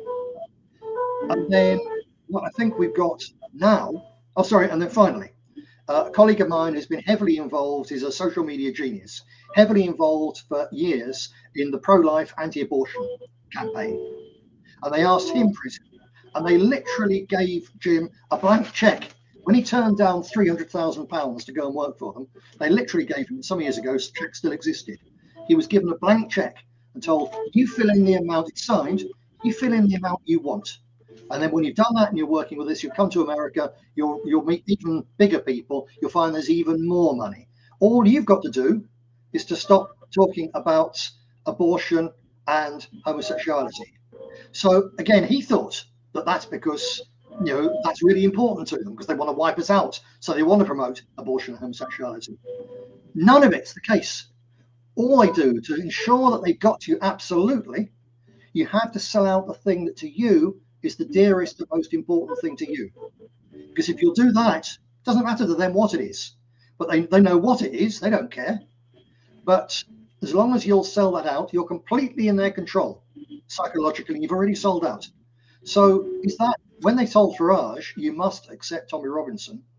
Now, Farage has got a fair bit of sense, and he knows that although Tommy's got huge support on social media and among the working class, including many people who aren't even registered to vote, ordinary middle-class Brits look and listen to Tommy and see an oink with cocaine habit and so on. Mm-hmm. So Nigel knows that he'd be electorally a little bit difficult, enough for Nigel to say no. That cost Nigel £100 million, $100 million. So actually, he'd have been well off to accept Tommy and have a little bit of pain somewhere and have money to carry on. But my suspicion is that in turning Tommy down, he didn't actually upset someone about that bought and paid for, not completely under their control. And then, just as when I turned this Mossad down, after that, we unleashed hell on the British National Party. From that day forward, it was a war of political extermination against us, including the promotion of Farage to a ridiculous extent by the BBC.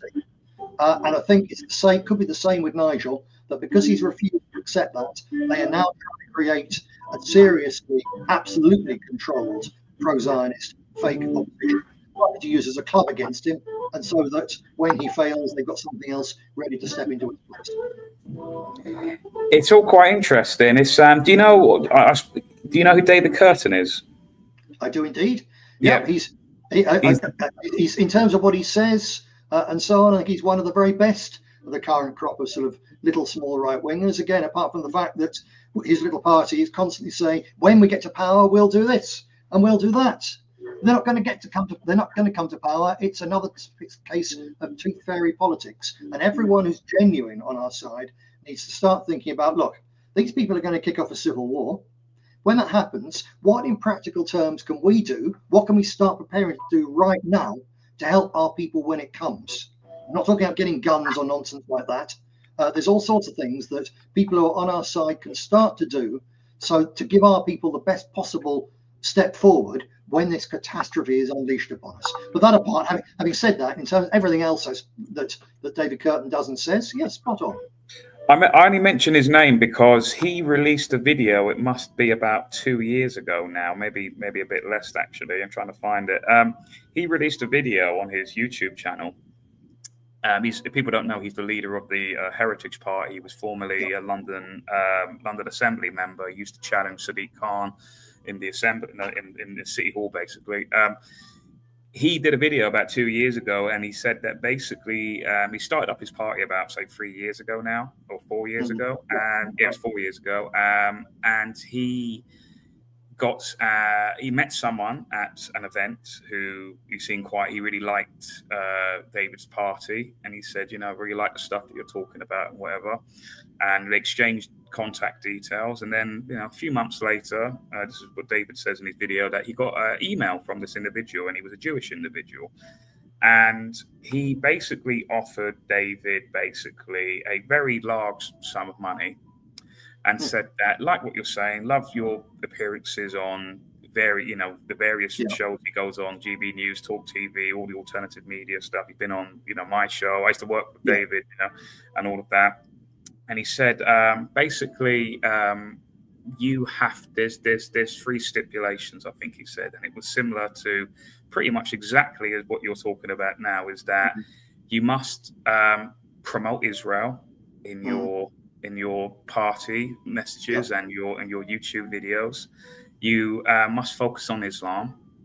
And I don't know, I could be making this, it could be a false memory, but they were definitely the two things. And I think that obviously the third one was don't focus on the banking industry, because that's a big one. That's that people obviously, I always say is that we're not properly taught economics in this country, and I think that's done purposely.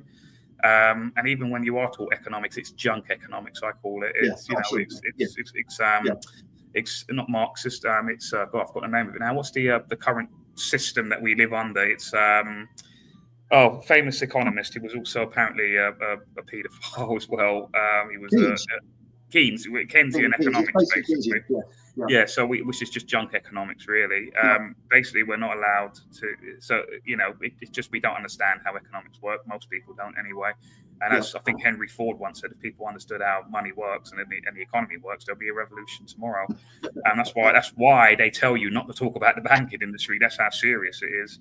But basically, David Curtin, to stay on point, was that he got an email basically saying that, and if you do agree to those terms, those strings attached, you will receive funding for your party and perhaps be bigger than you are, sort of thing. And obviously, David, quite honourable man, he said, no, I won't be doing that. So and it does happen. It happens now. And I can imagine Ben Habib and Advance UK. They've already hit 30,000 members already, which I question whether that's accurate or not, but who knows? It might be.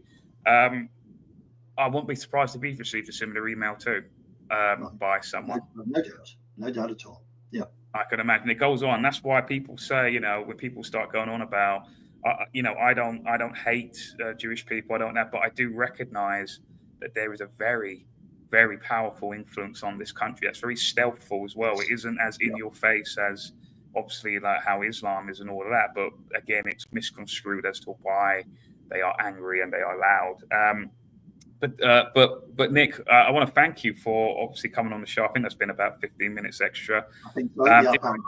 Do you have any final words, and where can people find you, etc.? Yeah, thank you very much for a very interesting discussion. Perhaps it'd be very interesting to hear what your viewers' feedback is, and come back perhaps in a few weeks' time, a couple of months, and address some questions that will probably arise. That'd be quite fun, I would suggest. But in the meantime, people can get in touch with me. Keep in touch with what I'm doing on Telegram, t.me/Nick Griffin, where I'm pretty free to say what I like. On Twitter X, Nick Griffin BTP, which stands for Beyond the Pale, where I'm back and no doubt heavily censored by the algorithms. I did have 72,000 followers on Twitter and was reaching a huge number of serious people. Zapped because I was talking about the Khan Yunis massacre, you know, well, about a year ago now. But most of all, where you've come across me recently, Substack. There's some fascinating material on Substack by all sorts of really good writers. So I do recommend it. It's free to join. Get the app and then come and find me, Nick Griffin, Beyond the Pale. I post there every day and there's always something different. Great. Well, Nick, thanks for coming on. Again, it's been quite eye-opening and interesting.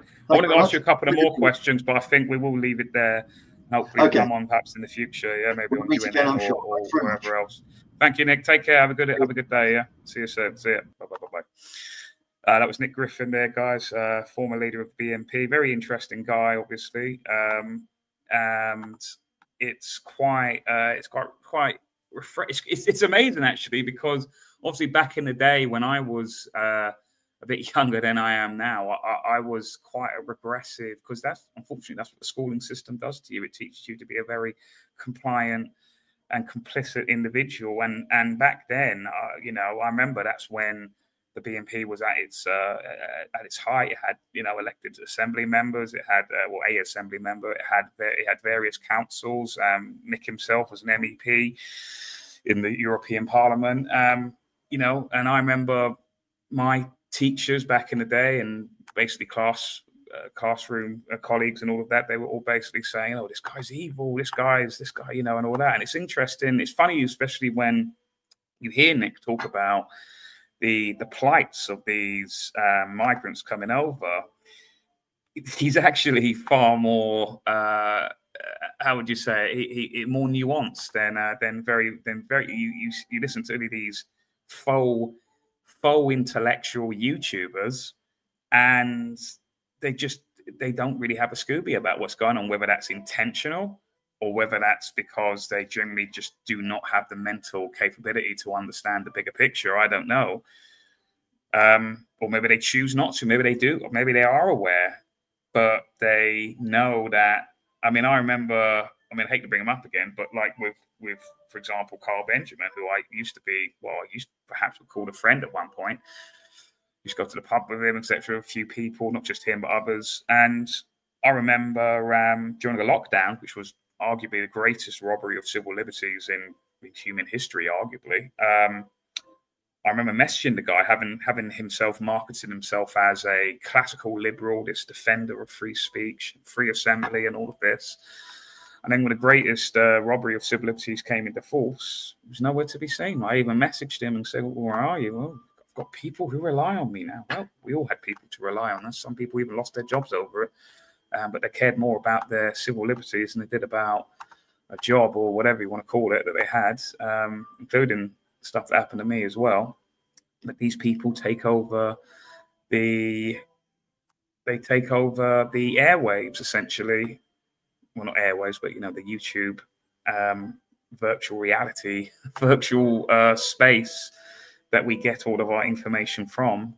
And then they just become like gatekeepers and act just like how they become no better than the BBC or ITV or Sky News, which is quite sad, really, because they probably did start off with good intentions originally. And I don't know whether they just aren't aware of it or they just go where the money is. And, well, it's more profitable to be to basically keep my mouth shut and not divide my audience and all of this. And I think that's what makes, I think, a lot of other, I think, organizations like UNN, even Unprecedented TV here, you know, that there are definitely people who will put their necks out and say some truths, even though it may be an uncomfortable truth, not a comfortable lie.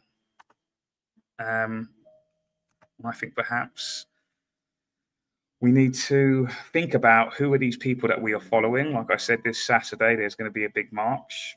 I think I've seen that Tommy, let me share my screen. I've seen that Tommy has put a message out recently saying, no one wear any masks. And I'm glad that Nick did bring that up, because not only is it, I mean, Tommy is asking people not to be angry, not to, you know, be angry at the, not to cause any trouble.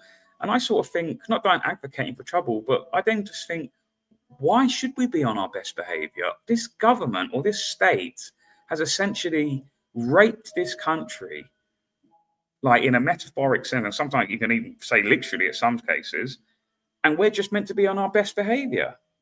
And we're meant to just do as the police. Oh, I'm working with the police. I'm working with the authorities. I'm having my, I mean, what you're going to see is you're going to see a pressure valve event that's going to happen on Saturday. People are going to come off. They're going to have a few drinks. They're going to have a laugh. They're going to listen to gay music. And I'm not just talking about YMCA, because the other music's just absolutely terrible. I think it's like that quote that Frank Zappa said, that socialism leads to bad art, bad music, and really unhappy people. And I think that's what you're going to get. That's essentially what the Tommy rallies have become, like a really, really just terrible art, terrible music, really unhappy people out for a jolly, and it's going to result in nothing. It's going to look like something's happening, but really nothing's happening at all. And it's just this sort of Pied Piper. You're going to see loads of Israel flags, no doubt, as well. Have you seen the bastardization of the UK flag last time and the time before that? And unfortunately, I'm seeing a lot of what I would formerly call friends. I think that people who are YouTubers, etc., that they're gonna go to these events and they're basically going to promote it because the algorithm, which is a programmed algorithm, are basically telling them to do that. So essentially, they become part of the problem because they're slaves to the algorithm. It's all about clicks. It's all about views. It's all about donations. And that's what it boils down to. And I think this is another test, I think, now, that this is another line in the sand moment, like it was with the lockdowns, like it did with the jab rollouts, like it was with Ukraine, Russia, like it was with Israel. And you technically say that it's still part of it now. This is another line in the sand where people really have to consider who are they actually supporting. Because how I see it is that if you are supporting a traitor, you are a traitor. And I know that's quite a harsh thing to say, but I think we've gone through a lot of things on this show today, and especially people, if they're thinking of going to that. And hey, look, if you want to go to that, go to that. Even if it's just for interest's sake. I actually do kind of want to go there. I'm thinking about just setting up a table and doing the Steven Crowder kind of approach of change my mind, right? Of simply having a sign saying that if you support Tommy, you support mass immigration, because the people who are essentially paying Tommy through Israeli proxies, such as the Middle Eastern Forum, such as the Robert Schulman Foundation, they are basically Israel proxies. And Israel, through their obsession with this Greater Israel project about land, basically land theft and expansionism, empire building, they are causing this mass displacement, which is causing a ripple effect. And all of these people are then ended up, I mean, you look at the recent grant, it was discovered that there's going to be at least 300,000, and that's a conservative estimate, 300,000 Afghanistans that are going to be coming to the UK in the next couple of years. And that's just a conservative estimate. It could be up to 1 million, 500,000, who knows, right? Because these people usually do have large families, and they can bring, and then part of the agreement, if I can find it, part of the agreement is that they can also bring their cousins as well. So we're talking probably about 500,000 people, let's be honest. And the person responsible for this is Grant Shapps. Grant Shapps, as people don't know, happens to be another pro-Israel, dual nationality Jewish individual, because he has loyalty to really Israel, that obviously they want to deport their enemies out of the region and import them over to Europe. And that's what's causing the mass immigration, the whole hotel situations. You're getting people who are very angry turning up to this thing, understandably angry as to what's going on. But these other people, such as Tommy, such as Maya Tusi, such as Andrew Gold, such as, I mean, even American ones, Ben Shapiro, Stephen Crowder, I mentioned, all of these people, they're paid essentially to make sure that you never, ever connect that final dot and realize that these individuals are aiding the mass immigration. They'll come across as to say, oh, we're against mass immigration, we're against all of this. But actually, they're actually very much for it by supporting countries like Israel, who are causing the mass immigration in the first point. Remember, Islam, let's find that quote. Let's find that quote. Islam is the broom of Israel. Let's find it. Let me see if I can find it on my, I remember showing and I'm going to head off then, guys. It's been 2 hours. And I'm sure, I think there's going to, I don't actually know if there's going to be another show immediately after I'm pressing out. If Charlotte's there, if you can just say something in the comments, that would be, I'll know then, because obviously it's all new. Being on Unprecedented is quite a new, it's the,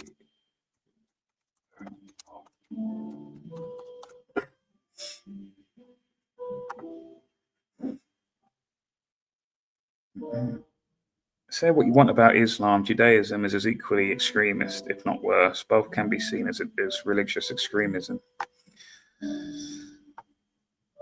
Let's see if we can. Let's see if we can find this. What's this one?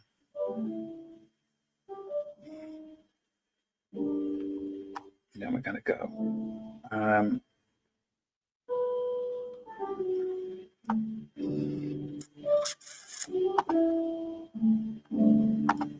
But what you get is, you do get many, it is a, let me just type it into here.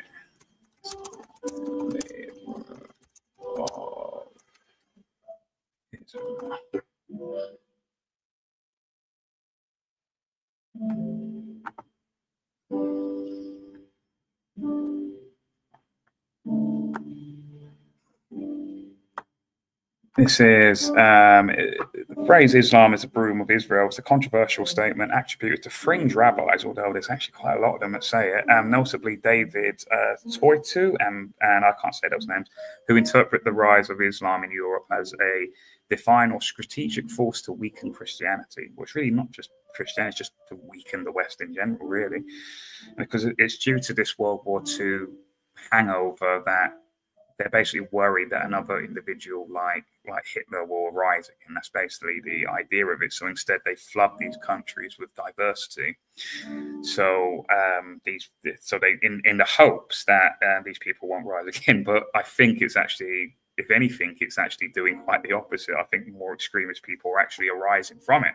Because remember, in World War II, or sorry, before World War II, between World War I and World War II, Germany went through a lot of harsh, very harsh, a lot of stuff isn't even spoken about what happened to mass rapings of German women, pogroms, like very, death marches, death camps, and all of that.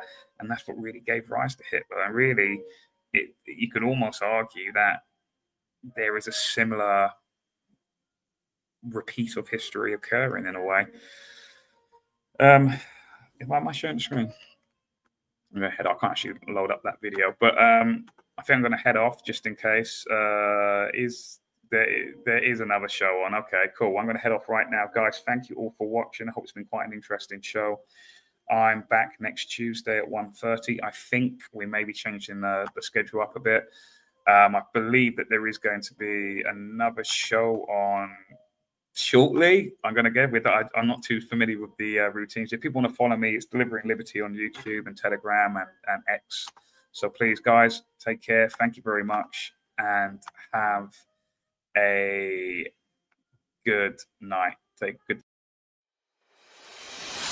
Unfiltered, uncensored, unprecedented TV.